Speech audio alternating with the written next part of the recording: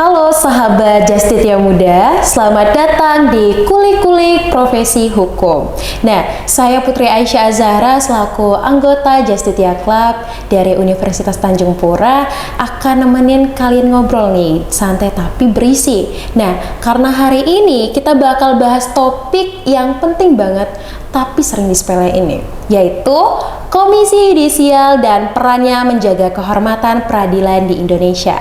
Nah, dan yang bikin spesial lagi nih teman-teman, kita nggak sembarangan ngundang narasumber nih. Nah, karena udah hadir sosok yang luar biasa, seseorang yang udah puluhan tahun bergelut di bidang hukum dan etika kehakiman.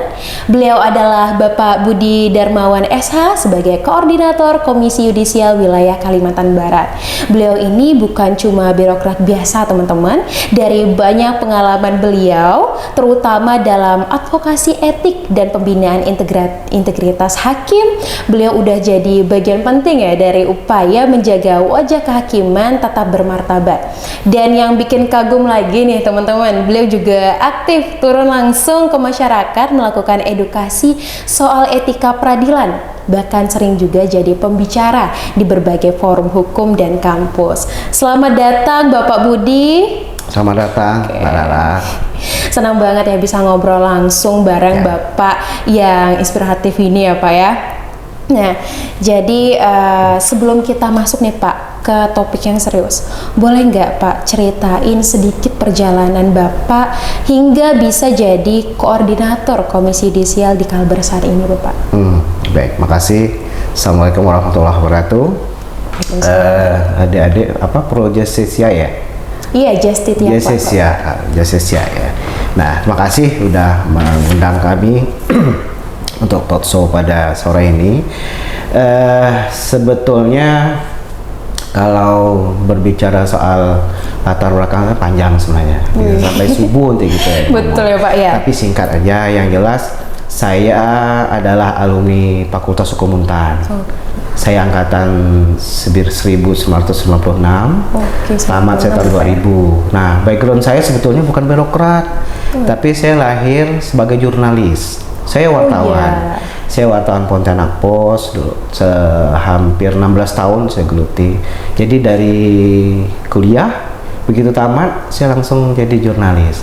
Bahkan ijazah saya itu cuman saya transkrip tuh tiga rangkap. Baru saya pakai dua nih, satu ngelamar jadi wartawan, satu ngelamar jadi untuk di Komisi Yudisial. Jadi masih ada satu rangkapnya. Nggak tahu nih kemana nanti. Mudah-mudahan Allah memudahkan saya untuk bisa mengabdi lebih baik ke negara, terutama daerah Kalimantan Barat.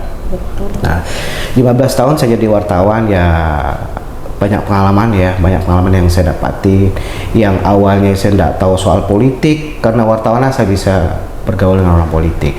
Yang saya awalnya juga tidak tahu tentang ekonomi, jadi karena gara-gara wartawannya saya bisa sedikit-sedikit paham tentang ekonomi. Yang awalnya saya tidak pernah nginjak kaki di Papua, di Aceh, gara-gara wartawannya saya bisa berkunjung kemana-mana. Jadi enak jadi wartawan. Papua ya, Pak, betul, bahkan sampai ke luar negeri kan. Nah itu karena pada saat kita mencari salah satu informasi yang memang harus valid, itu harus kita buru informasi itu kemanapun kan, selama yang mempekerjakan kita mampu untuk membiayai ini. Karena kan bukan jauh-jauh, bukan dekat-dekat itu, Pontianak ke Papua. Bahkan saya ke Papua juga terkejut awalnya kan. Kaget juga ya Pak ya. Pesawat, selamanya kalau naik pesawat kan kita biasa-biasa saja tuh. Tapi ini ke giliran ke Papua kita dikasih selimut, ternyata malam nyampe. Besok paginya nyampe ke Papua, saking jauhnya. Wah. Nah itu. Tadi Bapak ada bilang ke luar negeri ya Pak ya? Kalau boleh sebutin. Dulu sering kami biasanya kalau untuk di Kalbar ya tidak jauh-jauh sih, saya Asia misalkan, kayak ke Singapura, kayak ke Malaysia. Itu bukan healing, bukan traveling, bukan liburan, tapi dalam rangka tugas. Waktu itu saya ingat betul, saya ditugasin oleh pimpinan untuk meliput kegiatan Sosek Marindo. Ada namanya Sosek Marindo. Itu forum kerjasama antara Indonesia dengan Malaysia. namanya Sosek Malindo. Itu dibicarakan 1 minggu ya, kita liput sana gitu kan. Mereka bicara ya berawal dari forum Sosek Malindo lah kita bisa berkunjung dengan enak ke Kucing kan, naik bis itu forum itu. Jadi relasinya itu dapat banget ya Pak ya. Alhamdulillah juga. Wah, keren banget ya Pak ya pengalaman singkat yang Bapak ceritain. Atau ada lagi nih Pak pengalamannya? Ya, setelah saya jadi wartawan, karena memang di wartawan ini menurut saya, pengalaman saya itu paling enak membangun jaringan. Betul. Banyak kawan.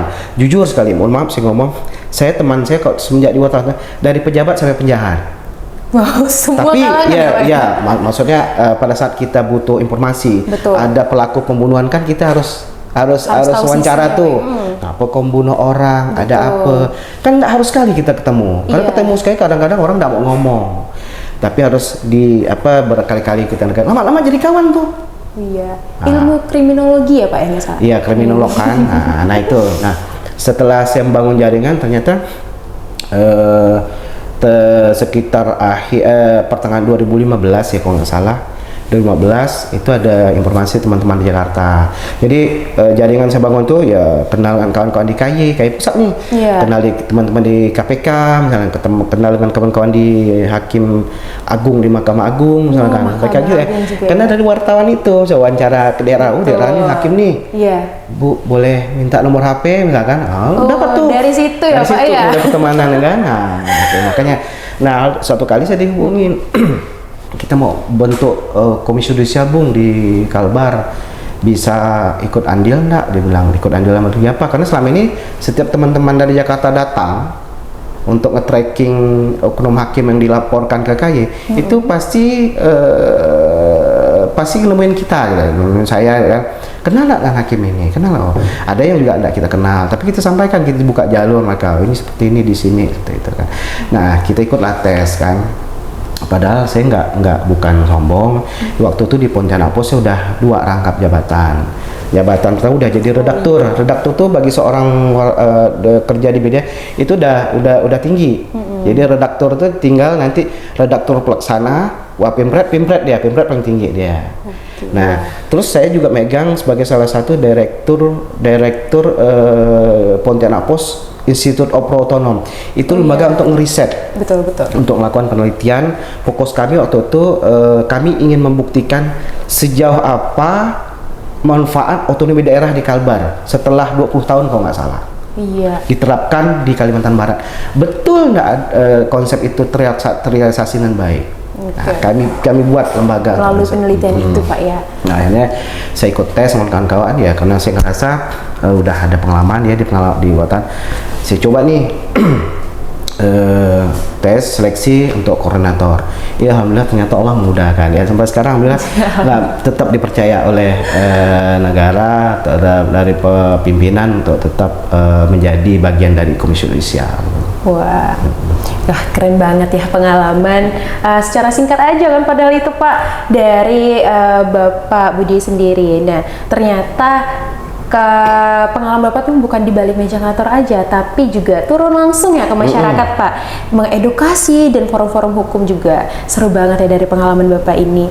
Nah dan juga nih, banyak juga nih Pak, teman-teman saya juga dan bahkan saya juga sering dengar yang namanya komisi judisial dan tahu secara garis besarnya memang mengawasi hakim, tetapi tidak tahu nih secara spesifik kerja komisi judisial itu di lapangan itu seperti apa sih, mekanisme seperti apa gitu, dan bagaimana sih, apa perannya dalam sistem hukum kita saat ini Bapak? Ya, komisi judisial ini dibentuk oleh negara itu pasca reformasi, karena waktu itu reformasi kan gejolak kondisi politik Indonesia luar biasa tergoncang gitu kan tahun 98. Nah salah satu dari tuntutan masyarakat itu adalah law enforcement, penegakan hukum. Lahirlah yang namanya komisi judisial dengan KPK. Tapi yang lebih ngetok KPK kan. Betul. Mbak Rara juga kenal si KPK nih kan. Nggak tahu nih ada KY. Padahal dua ini bersamaan dibentuk. Bahkan kalau dibandingkan dari sisi pembentukan dasar untuk itu lebih tinggi KPK ke komisi judisial. Kenapa? Karena komisi judisial ini dibentuk dasarnya Undang-Undang 45. Maka dia disebut sebagai lembaga negara. Betul. Nah, jadi lembaga negara itu setara dengan presiden, wakil presiden, MPR, DPR kan. setara dengan Mahkamah Agung, setara dengan Mahkamah Konstitusi. Karena pada saat reformasi itu diajukan ada amandemen ketiga Undang-Undang Dasar 1945. Kalau waktu zaman Orde Baru nggak bisa diamandemen tuh Undang-Undang Dasar kita kan. Nah, baru setelah pasca reformasi baru bisa diamandemen. Masuklah yang namanya dibentuklah oleh negara yang namanya Komisi Yudisial dan KPK. KPK berfokus untuk memberantas korupsi karena menurut penyelenggara negara saat itu dan sekarang korupsi kita udah parah. Sangat parah. Betul. Ya, tidak hanya pejabat, yang rakyat kecil juga sekarang udah bisa korupsi kan? Betul, karena akses itu tadi udah bisa ya, termasuk anak kecil misalnya, bulak mamaknya gitu kan, bapaknya kan, anak SMP, mungkin juga adik-adik mahasiswa dibilang malam ini kerja kelompok, kerkom kan, tahu-tahu nongkrong di kafe, itu kan bagian dari korupsi sebenarnya. Budaya embrionya sebenarnya kan. Nah itu, jadi salah satunya adalah KPK dan KY. Nah KY ini dibentuk oleh negara, penyelenggara negara, itu berfokus untuk mengawasi, memberikan kepercayaan masyarakat kepada pengadilan sebenarnya. Pengadilan, khususnya si hakim ini? Ya, makanya fokus Komisi Yudisial itu adalah hakim. Hakim, bukan polisi, bukan jaksa. Nah, kami di Komisi Yudisial itu disebut aparat penegak etik, bukan aparat penegak hukum. Kalau aparat penegak hukum itu kan polisi, jaksa, hakim. Nah, kalau kami disebut sebagai aparat penegak etik. Kenapa disebut aparat penegak etik? Karena yang jadi fokus kami itu adalah perilaku. Perilaku tingkah laku yang muncul oleh hakim. Gitu. Nah, kalau dulu kan hakim ini sangat bebas dia. Tidak ada yang ngawasin.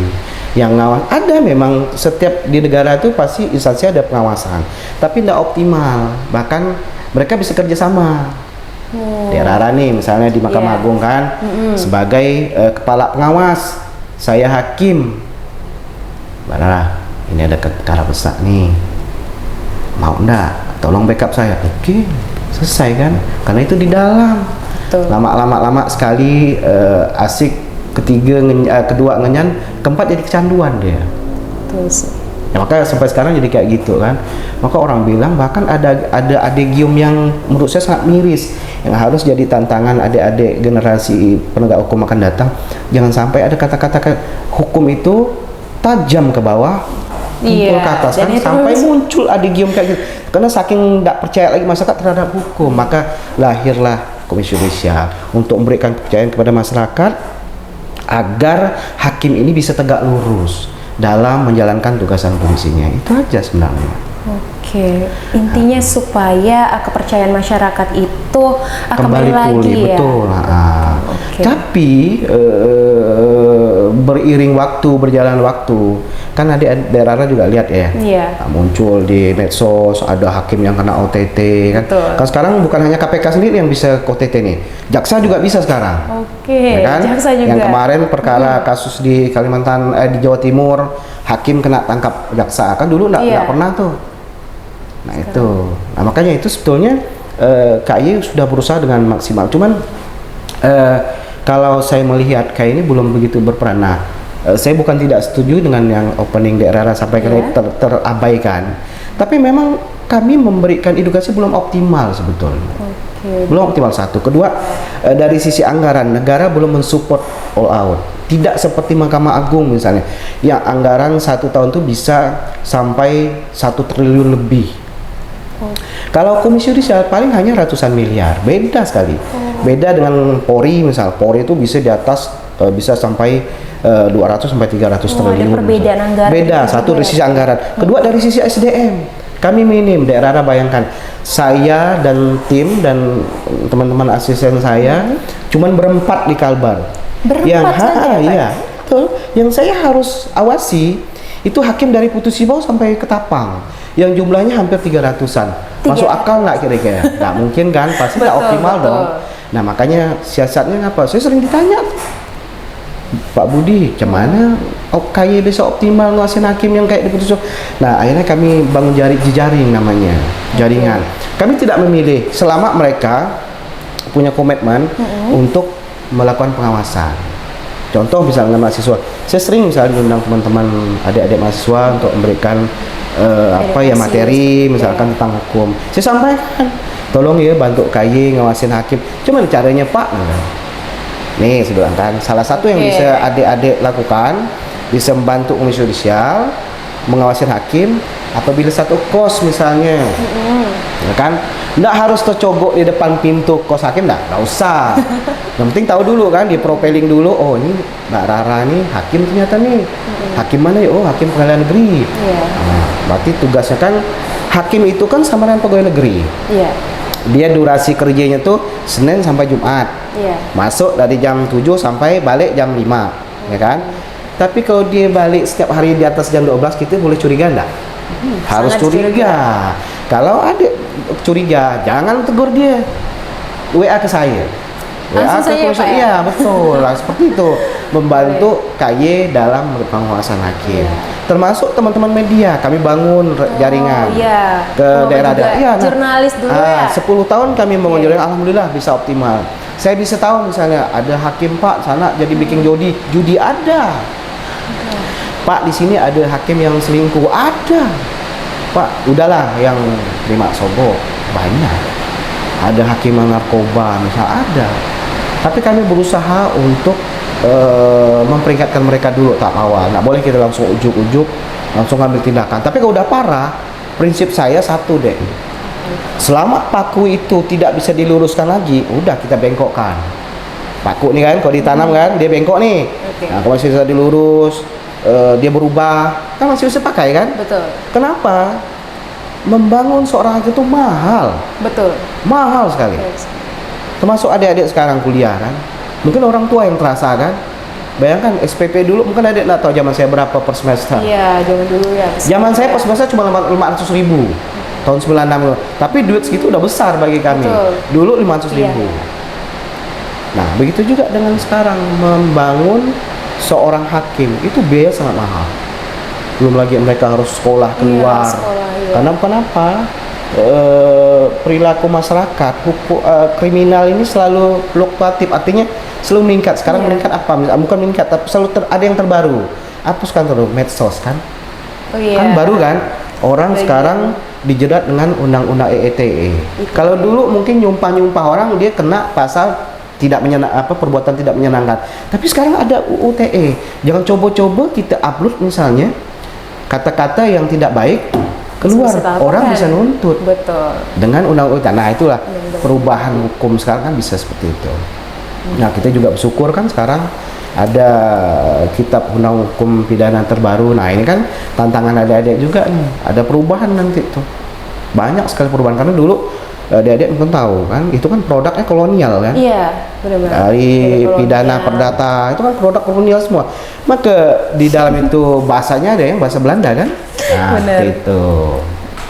Jadi dari keterbatasan sumber daya manusia yang 4 orang tadi ya Pak, saya juga baru tahu Pak, ternyata komisi di Kalbar ini baru 4 orang aja ya. Dengan sebanyak itu. Termasuk luas ini daerahnya kan? Iya. Ternyata tidak mungkin, makanya terkadang saya harus putus Ibau, harus ke Singkawang, harus ke Ketapang.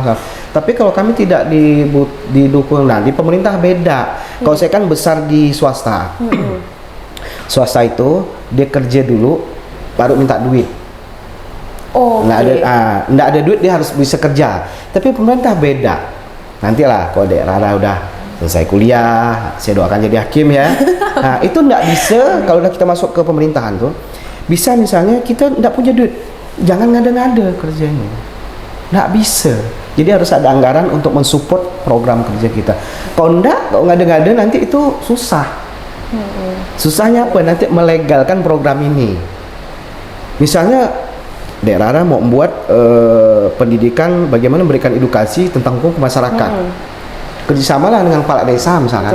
Tapi tidak ada anggaran nih. Kerjasama kepala desa misalnya. Buatlah edukasi sana seminggu misalnya. Ya itu kan nanti terpotret. Nah nanti setelah terpotret itu kan ada pertanggungjawaban segala macam kan. Iya. Nah itu bisa memunculkan masalah kalau itu bukan bagian dari program kita misalnya. Itu ternyata saya rasakan kan 10 tahun gabung gini caranya ternyata ya. Kalau ada duit baru kerja gitu. Padahal nggak seperti itu sebenarnya. Tapi kalau kita kalau kita ingin berbuat tanpa ada support anggaran juga enggak Benar juga tepat. sih, Pak, ya. Berat juga gitu. Anggaran juga. Ternyata selama ini Komisi Yudisial udah mencari cara efektif ya Pak, dengan cara dengan jurnalis tadi, meminta tolong juga dengan masyarakat, seperti itu ya. Sudah kami lakukan 10 tahun ini udah. Ya kami harus banyak kawan. Betul. Kalau tidak relasi banyak kawan, betul. kami tidak akan kalau setiap hari di belakang meja terus itu tidak akan dapat apa-apa. Ya mungkin tidak dapat WA, tapi kan tidak valid. Tapi kalau Iya. kita harus turun masyarakat, Langsung. kita lihat langsung, kita bisa tahu, Betul. kita bisa memetakan, kita bisa mengambil keputusan apa yang harus kita lakukan. Oke.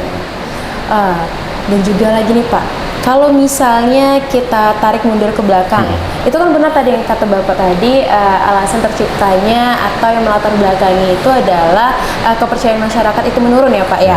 Nah, jadi dari awal lembaga ini, Komisi Yudisial ini udah memiliki misinya ya Pak ya, yaitu untuk meningkatkan moralnya itu ya Pak ya. Nah, Betul. bagaimana tanggapan Bapak terhadap itu?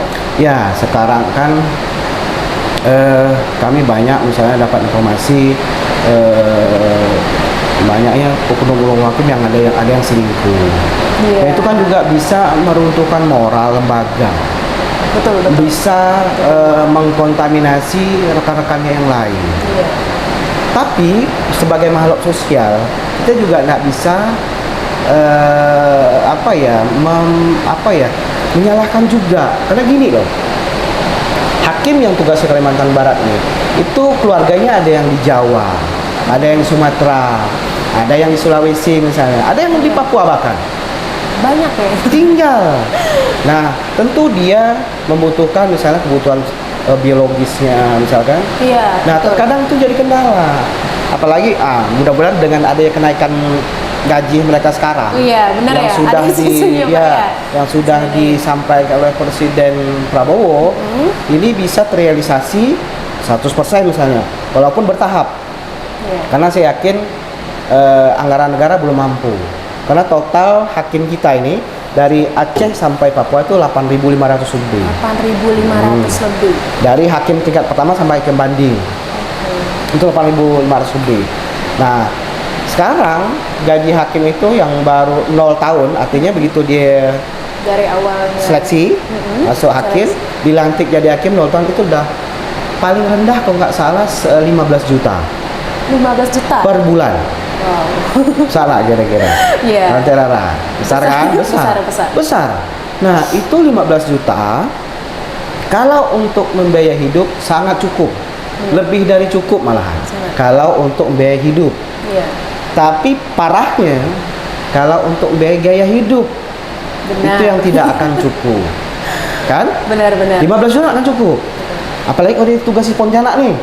Istirahat mau makan di mall atau di restoran hotel misalkan. Iya. Satu, kedua pakaian mau branded. Menyesuaikan gaya Iya. hidupnya ya Pak ya. Nah, ini yang sekarang virus ini yang sekarang hinggap di teman-teman hakim. Benar. Realitanya memang seperti Banyak itu. mereka seperti itu. Banyak mereka seperti itu. Kami temuin. Paling gampang deh lihat dia penampilan dia. Contoh kalau cewek nih. Iya. Salah satu yang bisa kita identifikasi kalau cewek apa misalnya? Tasnya. Tas brand.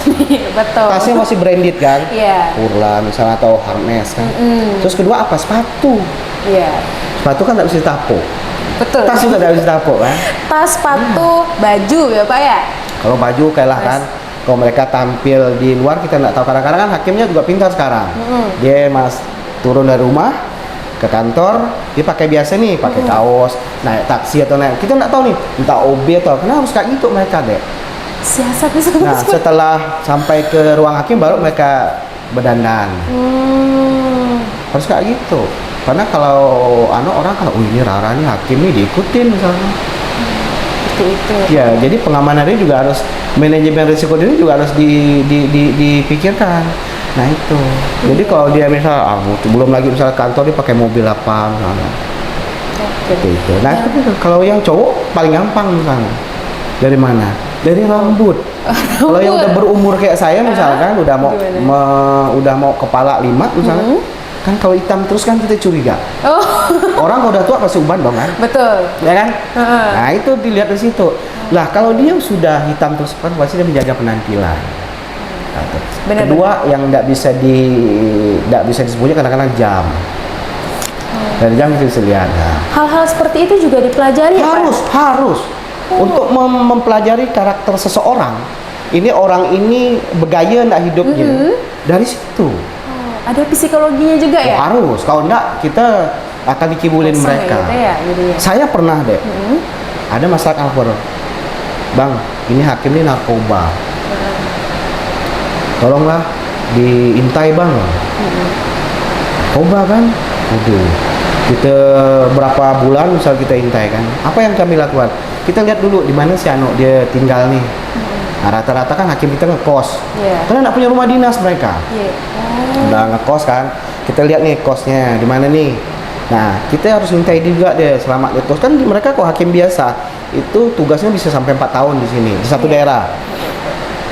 Tentu dia misalnya ada langganan tempat makan.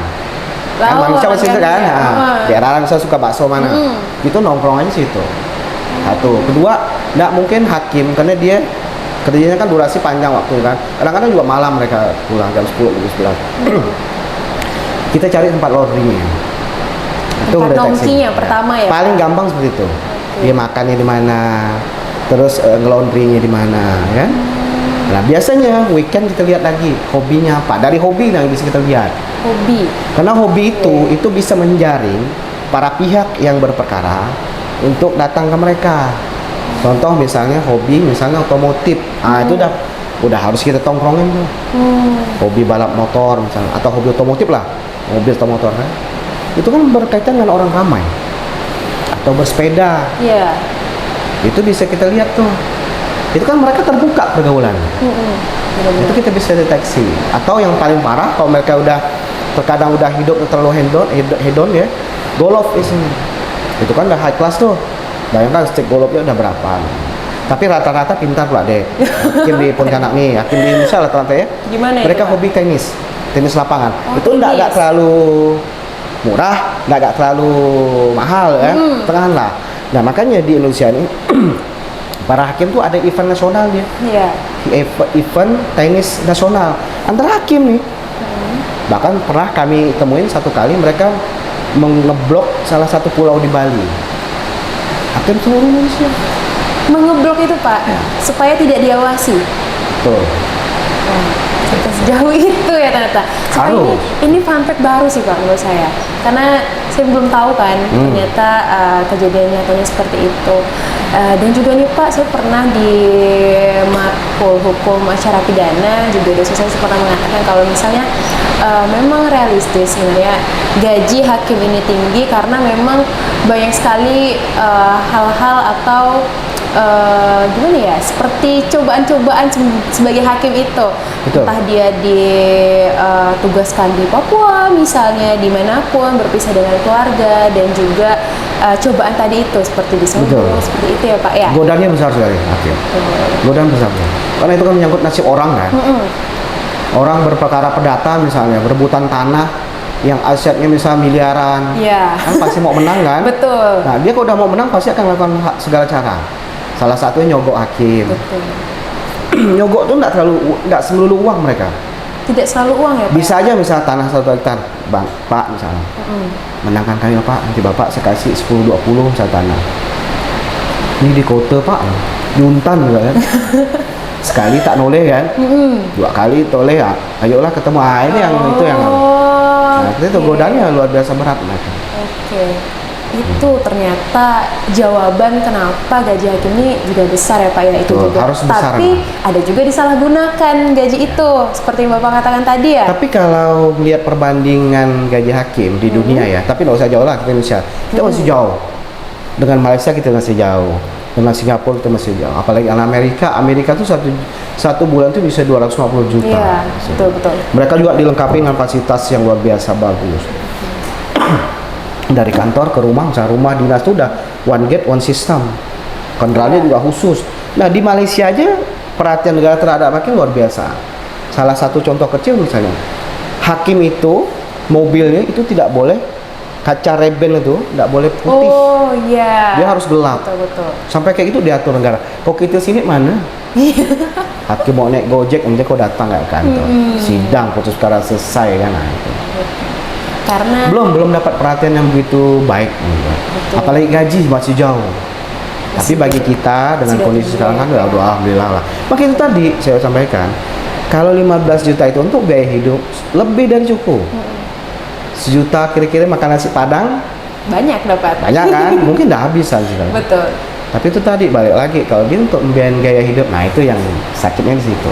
Iya. Dan tadi nih Pak, saya kan dengar kata Bapak tadi kita lihat juga di tempat nongkinya bagaimana, kebiasaan dia gimana. Ya. Nah, di Komisi Yudisial itu memang ada ya Pak, kayak seperti intelnya gitu, yang bagian mengawasi. Pasti ya? Ada. Nah, kami kan makanya tool kami untuk mengawasi hakim itu ada banyak tool kami kan. Di KAI itu ada namanya Biro Pengawasan Hakim, itu Biro Waskim. Pengawasan Hakim, Itu oke. tuh. Ada Biro Investigasi. Biro Ada, Investigasi. intelijennya ada.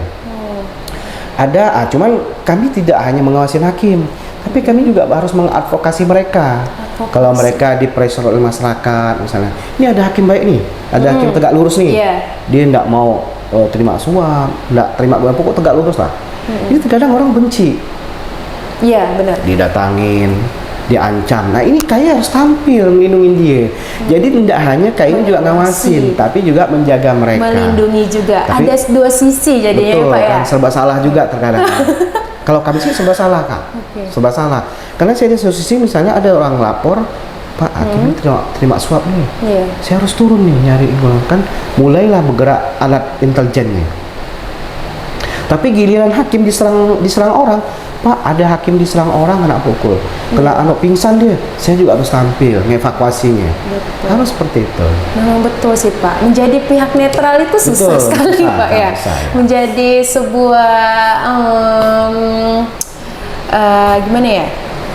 Intinya susah Dilema, Pak. ya kan? Dilema betul. Dilema juga ya Pak ya. Oke.